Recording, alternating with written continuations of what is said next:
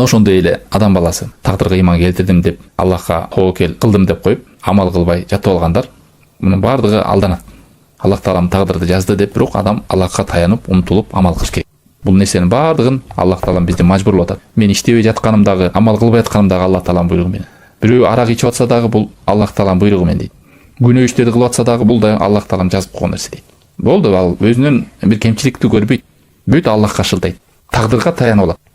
Аллах таалам тагдыр менен эмес, сенин кылган амалыңа, сүйлөгөн сөзүңө таразалап туруп жазаны берилет. Адам шылтоо кыла албайт. О, Аллахым мени ушундай жазган экенсиң, мен ошондой кылдым деп айта албайт.